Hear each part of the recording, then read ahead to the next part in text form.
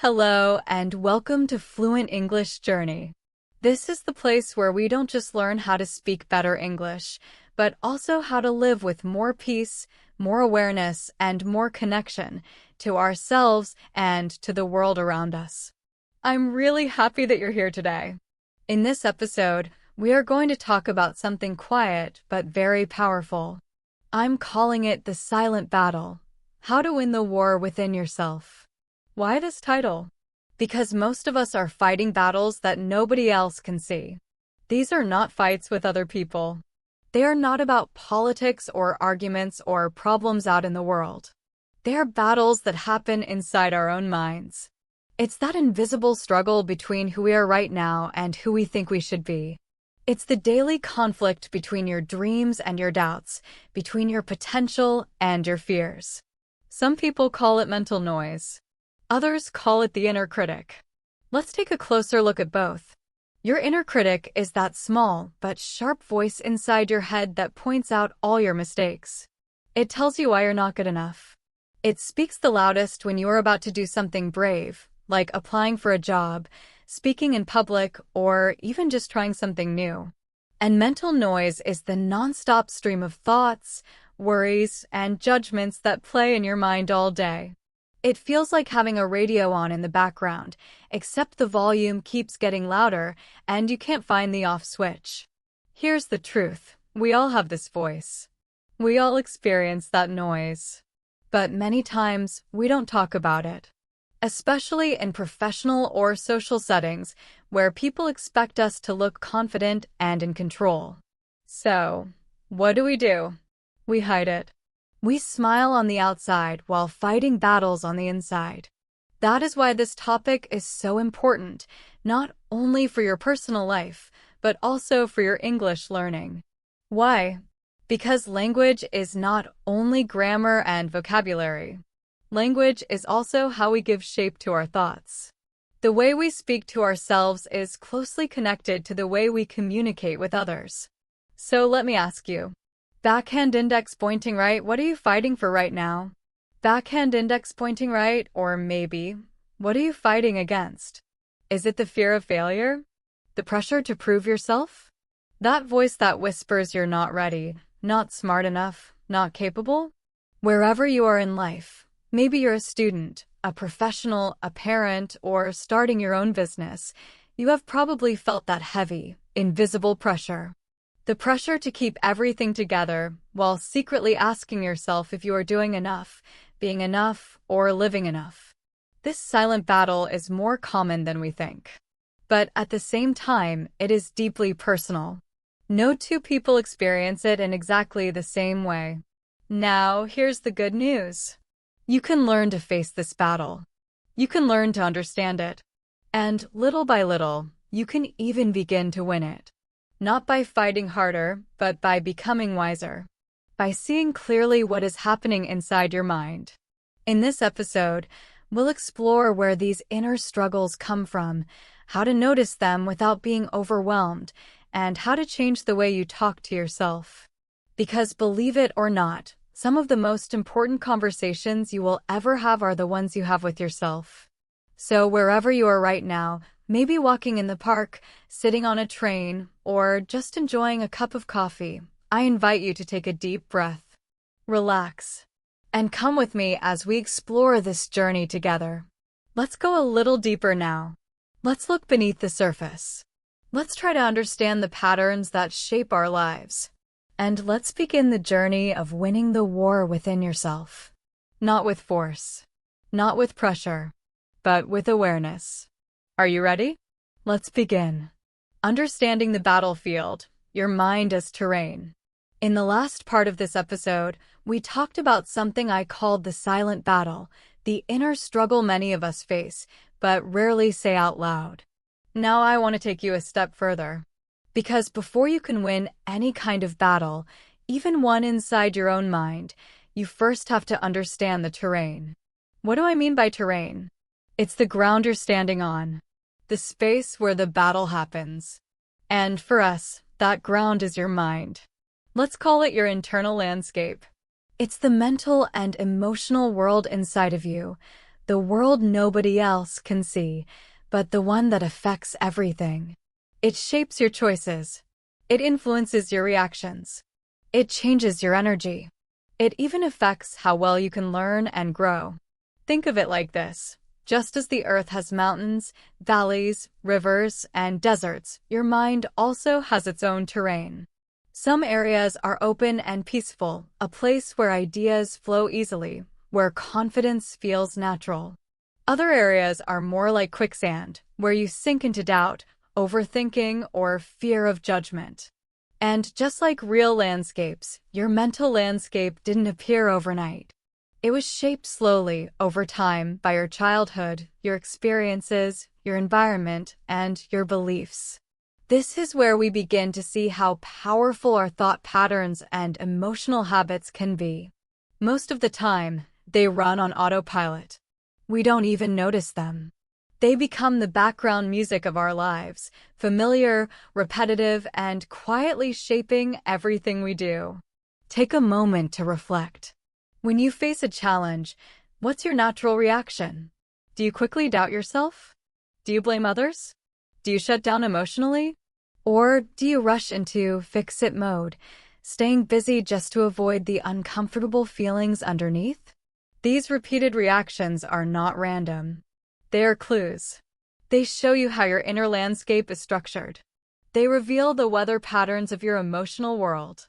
Emotional weather. I like to think of it this way. Your mind has emotional weather. Some mornings, you wake up and it's raining inside. Heavy thoughts, low energy, no motivation. Other days, it's windy. Everything feels chaotic, noisy, disorganized. Sometimes it's foggy. Thoughts are unclear and you don't know which way to go. And then there are the sunny days. Everything feels light, focused, hopeful. Here's the important part. Your emotional weather is not permanent. Just like real weather, it changes. It moves. It passes. But many of us make a mistake. We confuse the weather with the landscape. We feel anxious and think, this is who I am. We feel sad and think, this is my identity. But in reality, it might just be a storm passing through. The deeper terrain, your values, your resilience, your ability to feel joy is still there. It hasn't disappeared. It's just hidden for a little while behind the clouds. The fault lines. But there's another layer we need to notice. Over time, as we live through rejection, criticism, or failure, our inner terrain can develop fault lines, weak spots that stay sensitive, even years later. These are places where old pain still lives, just under the surface. And when life puts pressure on those spots, the ground inside us shakes again. Backhand index pointing right, this is the landscape of the mind. Backhand index pointing right, this is the battlefield where the silent war takes place. And the more clearly we can see it, the wiser we become in how to move through it. Sometimes, when something presses on those sensitive places inside us, a harsh comment, a reminder of a past failure, even just a certain tone of voice, it can cause a reaction that feels much bigger than the situation itself. Why does this happen? Not because the problem is so huge, but because it touches an old wound, a part of you that hasn't fully healed yet. And that's when the inner battle gets louder. That's when it feels more intense. Fault lines and awareness. Understanding these fault lines and noticing the patterns around them is one of the most powerful steps you can take on this journey. And here's where language becomes a tool for healing. Not just English, but emotional vocabulary. Think about it. Can you describe what happens in your mind when you feel discouraged? Do you know the words for the thoughts that show up? Maybe they sound like, I'm not good enough. Why do I even try? Everyone else seems to have it together, except me. The more clearly you can name your experience, the more power you have to change it. A gentle challenge. So here's a gentle challenge for you. Map your mental terrain. Of course, I mean this as a metaphor. You don't need to draw an actual map. But you could grab a notebook or just sit quietly and think it through. Ask yourself, where do I feel most confident and free? What situations bring out the best in me? On the other hand, where do I usually get stuck? What thoughts or emotions keep repeating, especially when I'm under pressure? And as you do this, here's something important. Don't judge yourself. This isn't about fixing anything. It's about observing. You're just getting to know your own inner world. Because when you become familiar with it, it stops controlling you from the shadows. Here's a simple truth.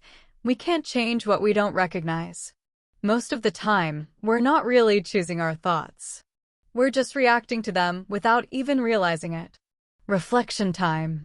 So, here's another question for you to reflect on. Maybe even pause for a minute and sit with it. Backhand index pointing right. Are you living inside a mental landscape that supports you or one that drains you? Backhand index pointing right. Do your daily thoughts give you energy or do they steal it? Backhand index pointing right. Does your inner dialogue open doors or does it build walls? None of this is easy. Looking inward never is. But it's some of the most important work you'll ever do. Not only for your mental health, but also for your relationships, your goals, and yes, even for your English learning. Because your ability to express yourself in another language is deeply connected to how freely you can think, how clearly you can feel, and how kindly you can speak to yourself. So, as we keep moving forward in this episode, I invite you to stay curious. Stay gentle with yourself. This is not about perfection. It's about becoming aware of the invisible systems that run your life. And the moment you become aware, you begin to take your power back. The enemy within, limiting beliefs and inner saboteurs. So far, we've explored the idea that a silent battle is happening inside all of us. And we've begun to understand the mental terrain where that battle takes place. But now it's time to get very honest. Because if you want to win this battle, you must face one uncomfortable truth. Sometimes the enemy isn't outside. Sometimes the enemy is inside. It's not always your circumstances that hold you back.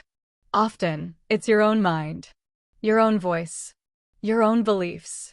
And that brings us to the next part of our journey, limiting beliefs. Limiting beliefs, the quiet walls in your mind. You may have heard the phrase limiting belief before, especially in psychology or self-development conversations. But what does it really mean? A limiting belief is simply a thought you accept as true, even though it actually limits your potential. It's like wearing glasses that distort the world. Through this mental filter, you tell yourself, I can't do that. That's not for someone like me. The belief is rarely based on fact. But because you've repeated it so many times in your mind, it begins to feel like truth. Where do limiting beliefs come from? They don't appear out of thin air. They're planted early, often in subtle ways. Maybe someone told you directly as a child, you're not creative, or you're not smart enough. Maybe you were taught that failure is something to be ashamed of. Or maybe no one said those words at all, but you felt it through silence, rejection, or comparison. Years later, even if your circumstances have changed, that old belief may still whisper in the background. And that whisper has a name. The inner critic. The inner critic. This inner critic is the voice in your head that loves to point out flaws. It says things like, you're not prepared enough. Look at them, they're doing better than you. Remember that time you failed? You'll fail again. And the worst part? It speaks in your own voice. That makes it harder to question, because it feels like it's truly you. But here's a powerful question to stop and reflect on. Backhand index pointing right, whose voice is really in your head? Is it truly yours? Or is it something you absorbed from a parent, a teacher, a boss, or even society itself? Imposter syndrome. One of the most common shapes this inner enemy takes is something called imposter syndrome. If you haven't heard that term, here's what it means. It's the belief that you're secretly not good enough and that sooner or later, people will find out. It's the feeling that your success is just luck and you don't actually deserve your achievements. Imposter syndrome shows up everywhere, especially among high achievers, professionals, students in competitive fields, or anyone stepping into a new role. On the outside, you might look like you're doing everything right. You pass the exams.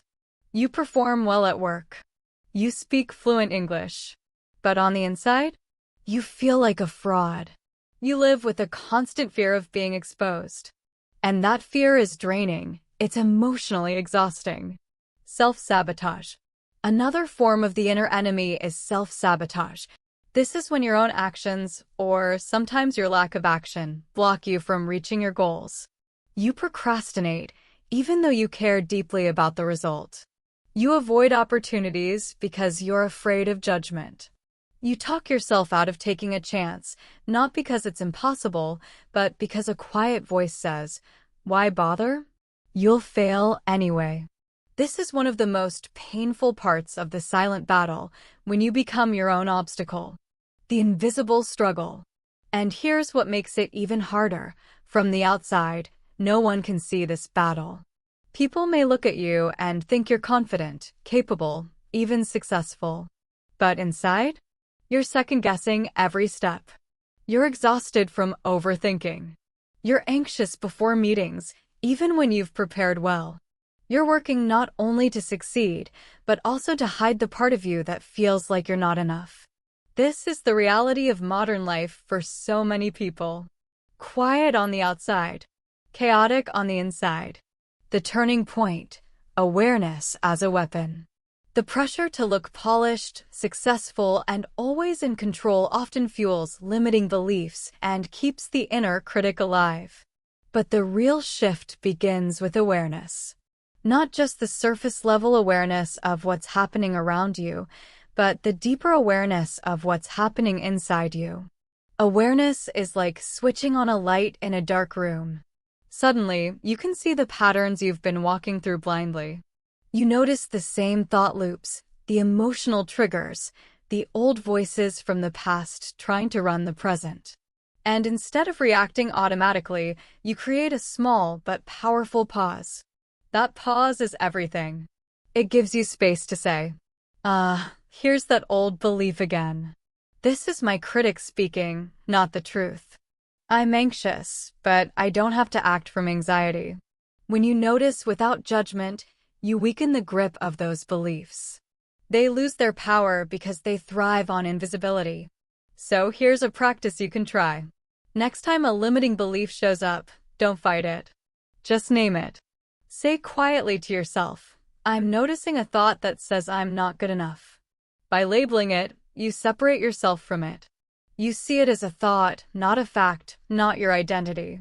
This is the beginning of real freedom. Mindfulness made simple. When people hear the word mindfulness, they often picture someone sitting cross-legged on a mountain, trying to empty their mind of all thoughts. But that's not what mindfulness really means. At its heart, mindfulness is simply paying attention on purpose, without judgment. It's noticing what's happening inside you, your thoughts, your feelings, your body sensations, without immediately deciding whether they are good or bad, right or wrong. When you do this, something amazing happens. You create space. Space to breathe. Space to think.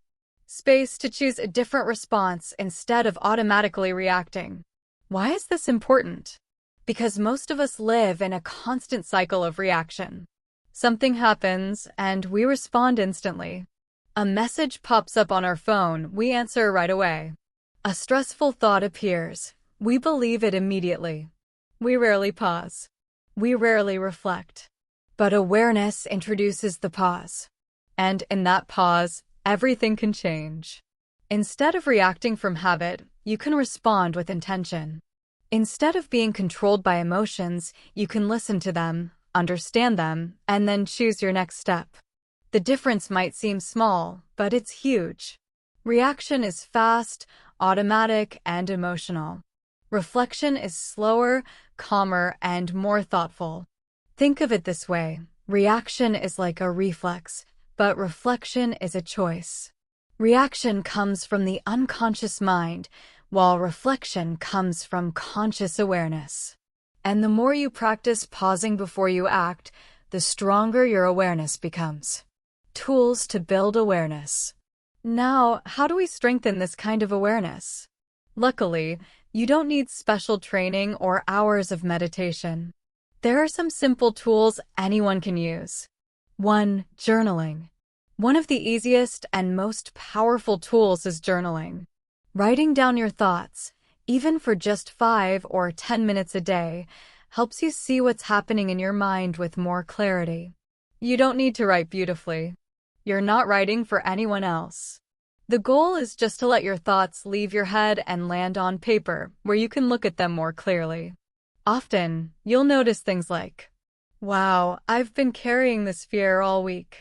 This belief isn't even true, it just feels true because I never questioned it."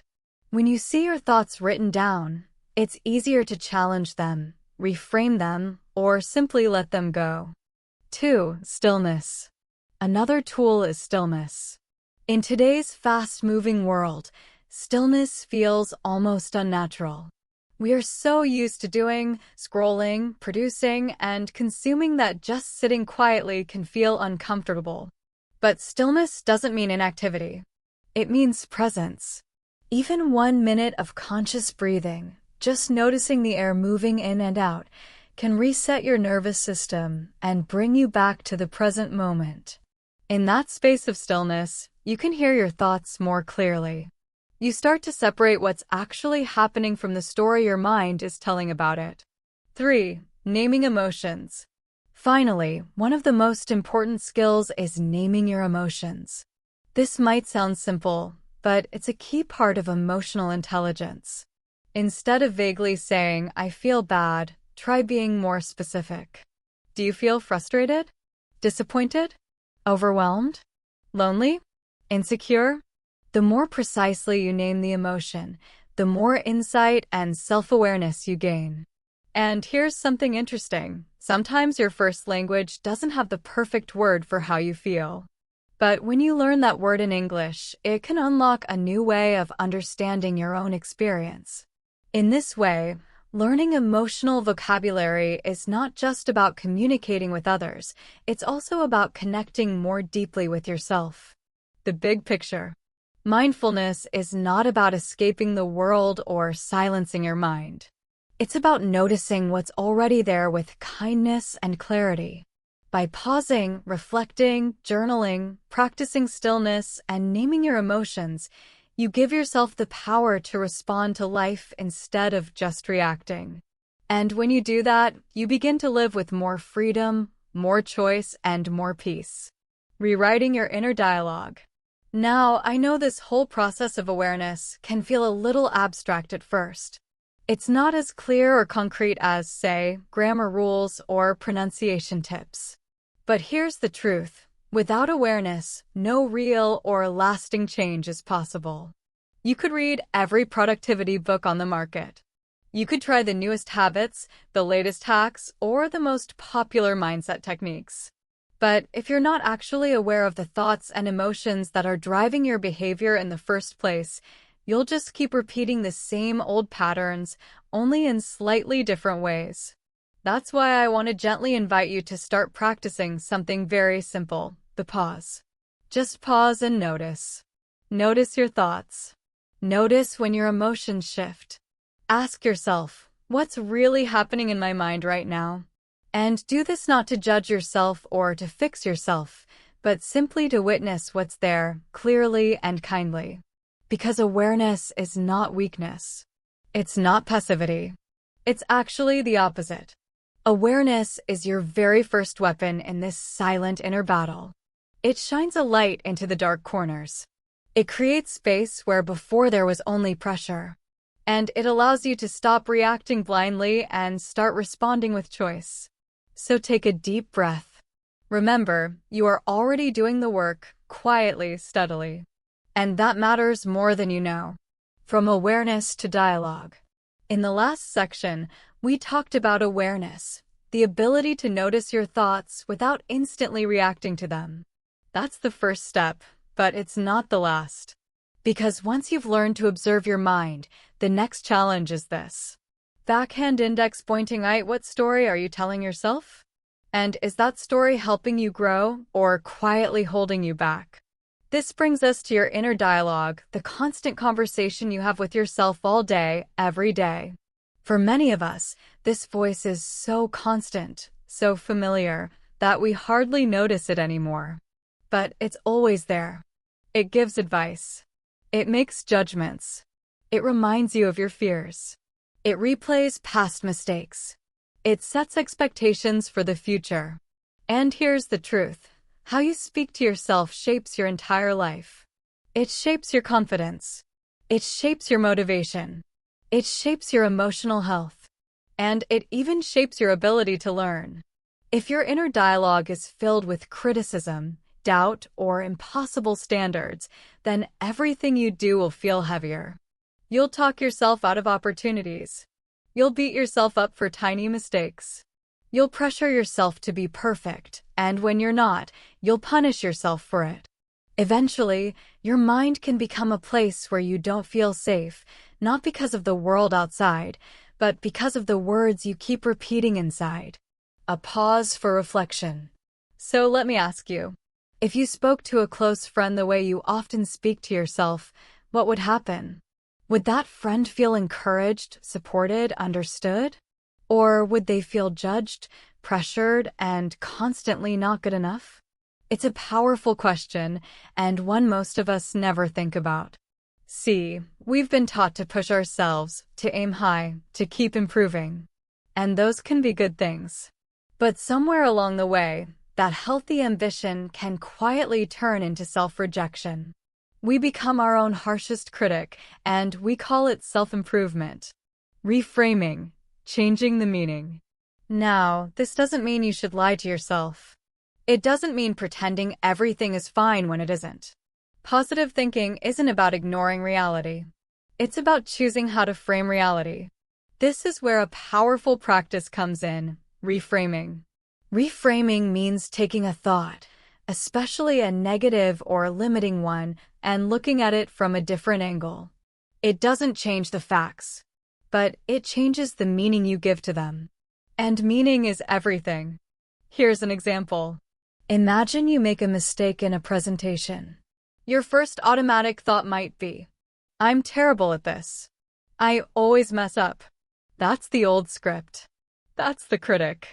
But with awareness, you can pause and reframe. Yes, I made a mistake, but I stayed calm. And now I know exactly what I need to improve for next time. See the difference? One version shuts you down. The other version lifts you up. One makes you afraid to try again. The other gives you courage to keep going. This is the power of reframing. And yes, it takes practice. Changing your inner dialogue doesn't mean forcing yourself to be cheerful all the time. It means choosing to speak to yourself with honesty, but also with kindness. With truth, but also with encouragement. Sparkles, that's where transformation really begins, not outside, but in the words you say to yourself inside. Narrative ownership. Rewriting the voice within. It's not about becoming some kind of cheerleader or motivational speaker inside your own head. That's not what you need. What you need is a voice that feels like a true companion, a voice that supports your growth instead of tearing it down. Think of it like this. If you had a friend who constantly criticized you, told you you'd never succeed, and reminded you of every mistake you've ever made, how long would you want to stay friends with that person? Not very long, right? But what if your inner voice could become more like a good friend? A wise coach? A compassionate guide? Someone who sees both your flaws and your strengths and still believes in your ability to learn, to grow, to move forward. That's what we mean by narrative ownership. Narrative ownership is the idea that while you can't always choose what happens in your life, you can choose how you interpret it. You get to decide what story you're telling yourself. And once you start to own that internal story, you can begin to rewrite it in ways that align with your values, your goals, and your well-being. Bringing it back to English learning. Let's connect this to something practical. Think about learning English, or any language, really. How many times have you said something like, I'm just not good at languages. I always forget words. My accent is too strong. People probably don't understand me. These might sound like casual thoughts, but they're not. They're scripts, lines in your mental playbook. And the more you repeat them, the more they start to shape how you see yourself, your confidence, and even your progress. But what happens if you change the script? What if you said instead, I'm still learning, but I've come a long way already. I forget words sometimes, but that's part of the learning process. My accent is part of who I am. It doesn't make me less intelligent or less capable. At first, these may feel like small shifts, but over time, they build something incredibly important, self-trust. And once you trust yourself, even just a little more, you stop holding yourself back. You start taking more risks. You speak more freely. You make peace with the fact that learning is not a straight line, and progress doesn't need to be perfect. So here's a practice for you this week. Whenever you notice yourself thinking something harsh or critical, pause and ask, backhand index pointing right, is this the voice I want to live with? Is this thought helping me become the person I'm trying to be? And if the answer is no, try rewriting it gently, honestly, and with compassion. You don't need to force fake positivity, but you can offer yourself a new perspective. You can start building a script that recognizes your effort, your growth, and your humanity. Remember, the story you tell yourself isn't just a story. It becomes the lens through which you see the world. So choose your words, especially your internal ones, with the same care you would offer to someone you love. Resilience in action. How to keep showing up. Now, let's take this journey one step further. Because changing your thoughts is powerful, but there comes a point when mindset alone isn't enough. It's one thing to think differently. It's another thing to act differently. And that's where the next key ingredient comes in, resilience. Resilience is a word we hear a lot these days, especially in professional development, education, and even mental health conversations. But what does it actually mean? Resilience doesn't mean you never struggle. It doesn't mean you're unaffected by pain, fear, or failure. In fact, resilient people feel all of those things deeply. The difference is, they keep going anyway. They fall down, but they get back up. They doubt themselves, but they don't stop trying. They feel the discomfort, the uncertainty, the pressure, and they still show up. That's the essence of resilience, to continue, even when you don't feel ready. Think about your own life. Take a moment and think about a time in your life when you really wanted to quit. Maybe it was a course, a job, a relationship, or even a personal goal. The obstacles felt overwhelming. Maybe you actually did step away for a while, but something brought you back. Maybe it was a sense of responsibility. Maybe it was hope. Maybe it was just stubbornness. But something inside you refused to stay down forever. That's resilience. It's not glamorous. It's not easy. And it's rarely perfect. But it's one of the most powerful forces you have because resilience turns intention into reality. It's the bridge between the story you tell yourself and the actions you take in the world. High voltage in the next part, we can explore how to practice resilience daily, the habits, mindsets, and small steps that help you keep showing up even when you don't feel like it. This is really powerful. You've carried the flow beautifully from awareness, reframing resilience in action. The progression feels natural and inspiring. Right now, you're landing on a strong truth that resilience isn't about grand victories, but quiet, consistent presence. If you'd like, the next section could naturally move toward integration, how awareness, reframing, and resilience work together in daily life. For example, tie it back to English learning again with a practical habit. Showing up for 5 minutes daily is resilience. Noticing frustration without judgment is awareness, and reframing mistakes as lessons is narrative ownership. You could add a short reflection or guided practice, maybe asking the listener to pause, breathe, and remember a small moment today when they didn't quit, no matter how ordinary. Then set up the next theme, consistency, patience, or even celebrating small wins so it doesn't feel like an endless climb, but a meaningful journey. Now, let's pause and appreciate something important. You've been learning about the inner battles, the voices in your head, the doubts, the fears, and the pressure to keep showing up. You've explored awareness, self-talk, resilience, and the quiet acts of persistence. But there's something else we need to understand about growth. It's often quiet. In a world that celebrates big achievements, fast results, and visible success, it's easy to forget that most real progress is invisible. Not every step forward comes with applause, recognition, or excitement. Sometimes, progress is small and silent, almost hidden. That's why we need to redefine success. Success isn't just landing a big opportunity, speaking English perfectly, or reaching a goal everyone can see.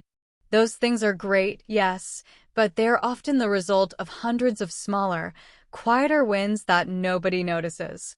Real growth shows itself in the little moments. Showing up even when you don't feel like it. Continuing even when you're discouraged.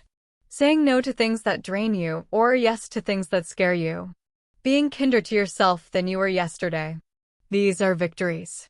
They might not earn applause, likes, or certificates, but they are proof of progress.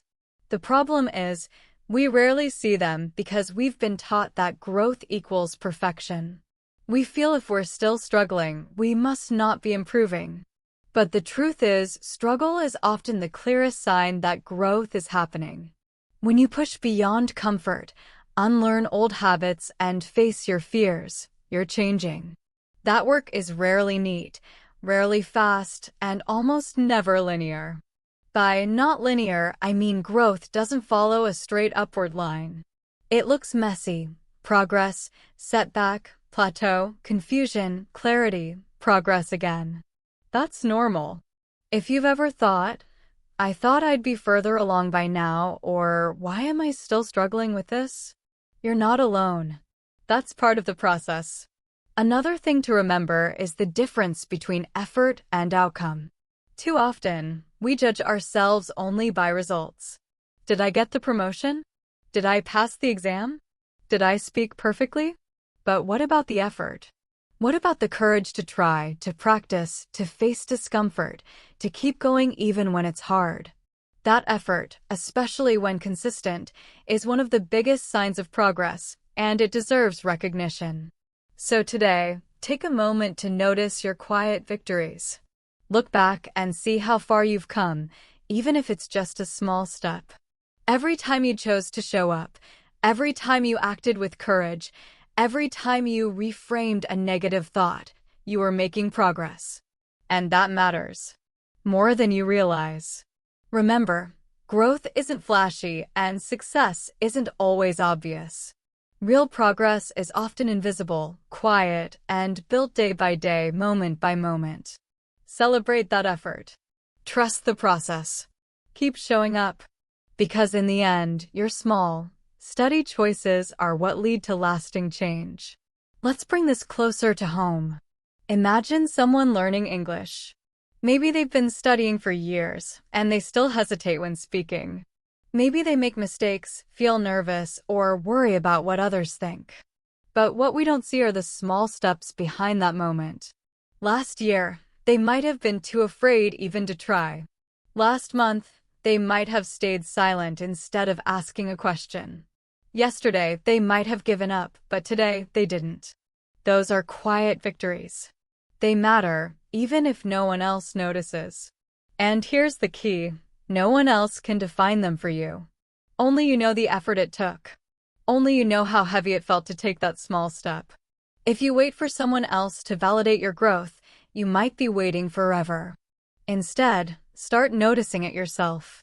Name your wins, no matter how small. Say to yourself, this was hard, and I did it anyway, or I handled that better than I would have a year ago. These reflections build confidence slowly but surely. Confidence doesn't come from perfection. It comes from honesty, being honest with yourself about where you are, how far you've come, and what you still want to learn. Every time you keep going when it would have been easier to stop, you're building confidence. Every time you speak up, even with shaky grammar, every time you say, "I'm still learning," and really mean it, you're growing. Now, pause for a moment. Can you name a quiet victory from this past week? Something small, something invisible to everyone else, but real to you. Maybe you stayed calm during a stressful conversation. Maybe you spoke English without translating in your head. Maybe you forgave yourself for a mistake instead of obsessing over it.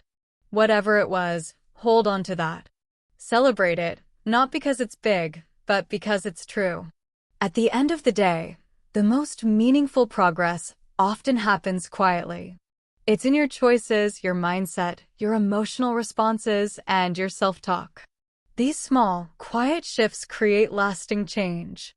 And that brings us to a deeper question. How do we live with ourselves, not against ourselves? Think about it. How often do we feel at war with our own minds, fighting our thoughts, judging our feelings, criticizing our behavior, trying to suppress the parts of ourselves we don't like? Insecurity, fear, jealousy, anger. We try to push it all away, silence it, control it. But here's the truth. What we resist usually persists. The more we fight, the stronger it becomes. So, what if we stopped fighting not by giving up, but by making peace? What if we chose integration over suppression? What if we learned to understand ourselves instead of constantly trying to fix or punish ourselves? Living with yourself means noticing your thoughts without judgment, naming your feelings, and recognizing your quiet victories. It means giving yourself the same patience, compassion, and understanding that you'd give to someone you care about deeply.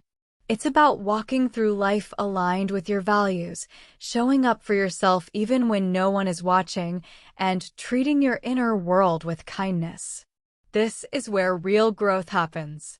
Not in loud achievements or visible success, but in the quiet choices, repeated day by day, that build trust with yourself, resilience, and freedom. When you start living with yourself instead of against yourself, everything changes: your mindset, your confidence, your ability to keep learning, and your connection to the world around you. So today, take a deep breath and notice the small steps, the quiet victories, the moments when you didn't give up. They're proof that you are moving forward. You are learning, growing, and living with yourself, not against yourself. And that, more than anything, is a success worth celebrating. One powerful way to think about this is the idea of befriending your shadow. In psychology, especially in Jungian psychology, the shadow represents the parts of ourselves we hide, reject, or deny. Our weaknesses, fears, shame, impulses, these are all parts of the shadow. But here's the important part. The shadow isn't bad. It's just unrecognized. And the more we ignore it, the more it can control us from behind the scenes. To befriend your shadow doesn't mean you approve of everything you find there. It means being brave enough to look honestly at these hidden parts and respond with curiosity, not cruelty. Another way to say this is, become your own ally. Stand beside yourself, not against yourself. This doesn't mean you stop holding yourself accountable. It means you do it from a place of care instead of judgment. Think about it. When a friend struggles, you don't yell at them. You try to understand. You listen, you offer help, you show compassion. What would change if you treated yourself the same way? This is where self-compassion comes in. And let's be clear, self-compassion is not self-pity. It's not weakness. It's not letting yourself off the hook. In fact, compassion often takes more courage than criticism. It asks you to stay present with your pain rather than ignore or push it away. It asks you to recognize your limits without losing your sense of worth. And most importantly, it asks you to believe, even when it's hard, that you are still worthy of love, care, and respect, even on your worst days. That belief changes everything. When you live with yourself as an ally, as a partner, as a whole person, you stop wasting energy on internal battles. You stop hiding parts of yourself. You stop chasing perfection and start honoring authenticity. And from that place, real transformation becomes possible. So let me ask you, what would change if you were truly on your own side? How would it shift the way you speak to yourself, the choices you make, and the goals you set? Imagine knowing that you have your own back, even on your worst days. Imagine moving through life not as your own enemy, but as your own ally. Living this way doesn't mean never struggling. It means struggling with dignity, patience, and presence. It doesn't mean pretending to be someone else. It means accepting who you are and gently growing into who you're becoming. And yes, this takes time. Integration doesn't happen in a single moment. It's a practice, a way of living. Integration shows up in small daily choices, choosing rest instead of burnout, speaking kindly to yourself after a mistake, listening to your intuition even when logic says otherwise, noticing old patterns without automatically following them. As we close, remember this. You are not a problem to be solved. You are a person to be met fully, honestly, and with compassion. The more you meet yourself, befriend the difficult parts, embrace the beautiful parts, and accept the messy middle, the more whole, powerful, and at peace you become. You've already begun the work. Just by listening, reflecting, and being curious, you've taken a meaningful step toward living with yourself, not against yourself. And in the silent battle inside, your greatest weapon isn't control. It's connection with your mind, your emotions, and your deeper self. That's how the war is won. So take a deep breath. You don't have to fight so hard. You're allowed to be human. And maybe, just maybe, that's enough. As we come to the end of this episode, I want to bring us back to where we started, the idea of the silent battle, the quiet, internal struggle that so many of us experience every day, even if no one else can see it. Being human means facing challenges inside our minds. Maybe it's a voice of doubt. Maybe it's fear of failure. Maybe it's a past you haven't made peace with, or a future that feels uncertain. You don't have to be broken or dramatic to feel this. You just have to be alive. If you're listening to this, you probably already know the kind of battle I'm talking about. You've felt it. You've lived it. Maybe you're even in the middle of it right now. And if that's the case, I want you to hear something simple but true. You are not alone. Everyone goes through this at different times and in different ways. It doesn't matter where you come from, what language you speak, what you do for work, or what your goals are. You are part of a shared human experience. But here's the powerful truth.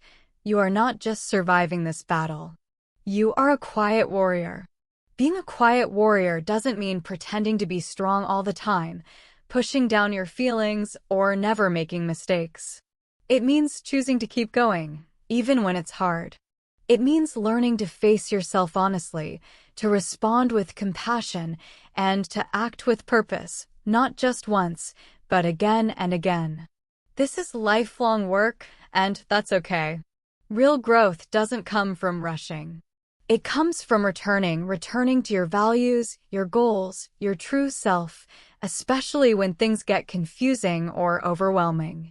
You will have days when you feel like you've lost progress. You'll fall back into old habits. You may forget to be kind to yourself. That doesn't mean you've failed. It means you're human. The goal is not to win every battle. The goal is to keep showing up for yourself over and over again. Every time you resist the urge to give up, every time you challenge a negative thought, every time you take a small step towards something better, you are already doing the work. And that's what matters. The invitation now is to fight well, not with force, but with clarity. Not with judgment, but with purpose. Not against yourself, but with yourself. If you want, you can take this reflection a step further with a simple activity. After this episode, find a quiet moment. Grab a pen and a notebook.